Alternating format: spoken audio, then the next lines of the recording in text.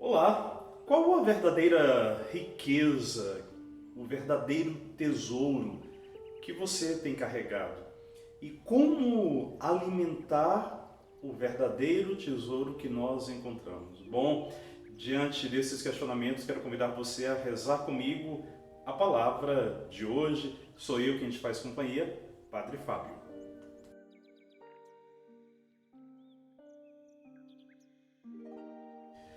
Meu querido irmão, minha amada irmã, aqui estamos pela graça de Deus para mais um Rezando a Palavra. Desejo a você muita paz, muita força. Infelizmente não temos razões para esquecer de toda a dificuldade que nós estamos vivendo. Chegamos a 600 mil vítimas diante dessa pandemia e a dificuldade crescente diante da inflação que começa a dar sinais perigosos, o crescimento da injustiça, coisas assustadoras ao nosso redor. Com isso, a palavra de hoje, inclusive, nos coloca dentro desse grande mistério que é a verdadeira riqueza que o ser humano deve carregar. Por isso, olhando, ouvindo os questionamentos que fiz no início desse vídeo, convido você a pedir que o Espírito Santo nos ilumine e abra o nosso coração para bem entender e viver o que a palavra de Jesus, o que a palavra de Deus fala conosco de maneira particular neste 28º domingo do tempo comum. Bom, a primeira leitura, mais uma vez, nós voltamos para o livro da sabedoria. E o autor do livro vai apresentar para nós algumas afirmações muito fortes de que adianta a verdadeira riqueza, de que adianta o acúmulo. E aí nós poderíamos pensar do ouro, de diamantes e todas as riquezas materiais, se diante da sabedoria elas são realmente como o brilho da escuridão. A gente utiliza essa palavra inspirada aqui no próprio autor do livro da sabedoria para dizer que realmente na escuridão, a escuridão não brilha, a escuridão é escuridão. O que nos faz entender e fica muito claro para nós que quando o ser humano ele é movido apenas pelo acúmulo material, vive na completa escuridão, na permanente treva. E isso é muito forte para nós porque quando olhamos para uma sociedade do consumo, quando olhamos para uma sociedade marcada pelo grande acúmulo do capital num pequeno grupo de pessoas, isso nos faz perceber que de fato essa riqueza meramente material não nos traz alegria, pois é exatamente o que a primeira leitura vai afirmar. Se queres ser feliz, se queres de fato encontrar a razão do teu viver, busque a sabedoria, busque o encontro com Deus, pois ali está a verdadeira razão do nosso existir, a verdadeira riqueza.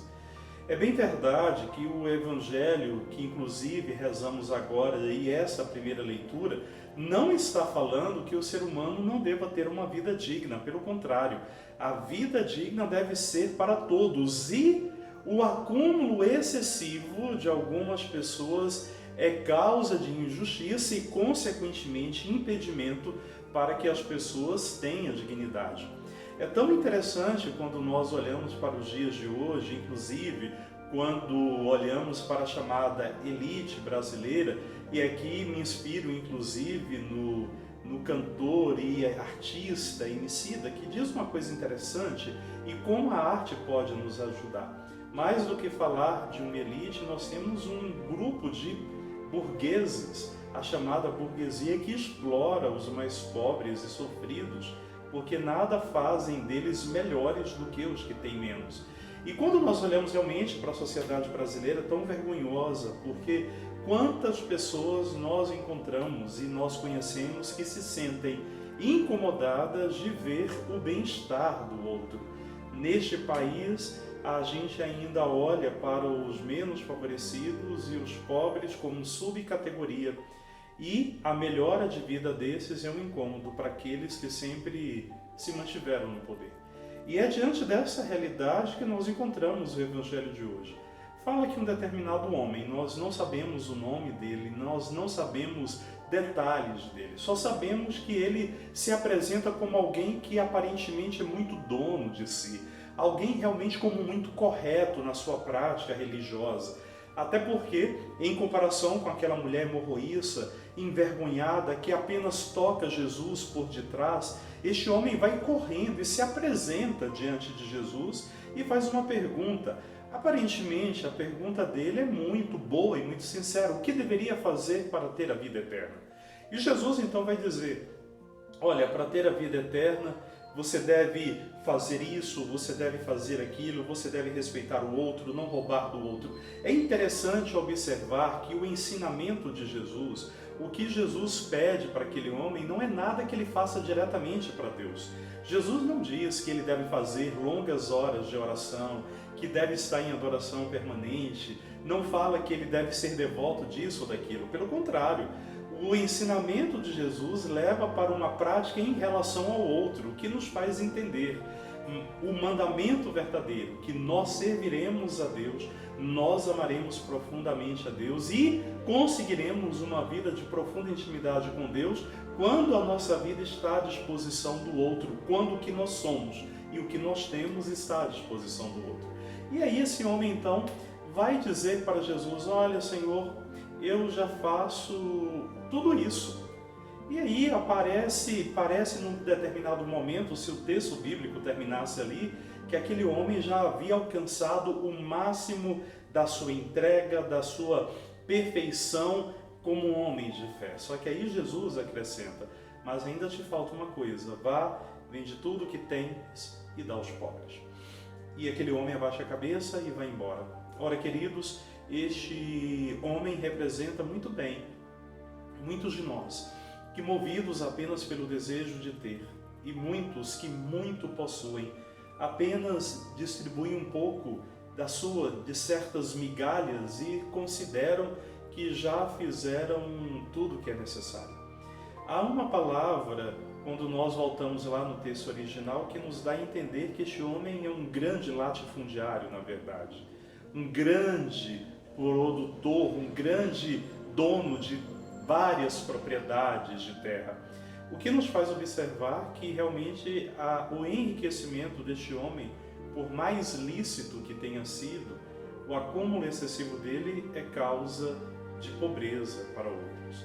E Jesus vai dizer, é mais fácil um camelo passar por um buraco da agulha do que um rico entrar no reino dos céus. E aqui, infelizmente, não tem como nós querermos amenizar a verdade da palavra de Jesus.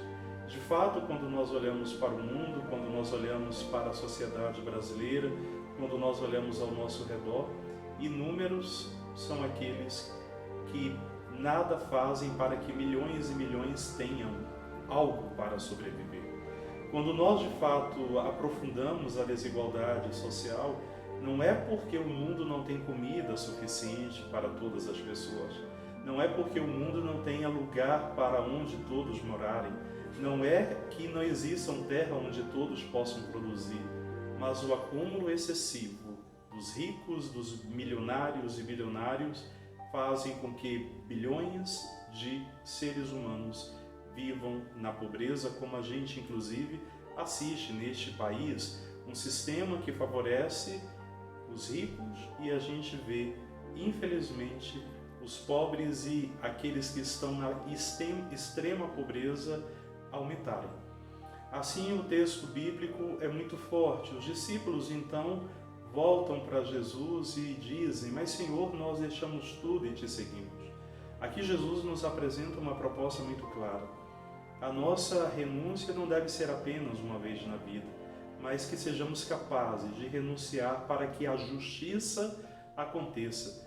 Volto a dizer, Jesus não está querendo que nós não tenhamos uma vida digna, que nós não tenhamos uma casa para morar, um alimento bom para comer. Pelo contrário, Jesus está dizendo que todos devem ter isso e que só terá quando a justiça acontecer, quando aqueles que muito têm dividirem com aqueles que nada têm.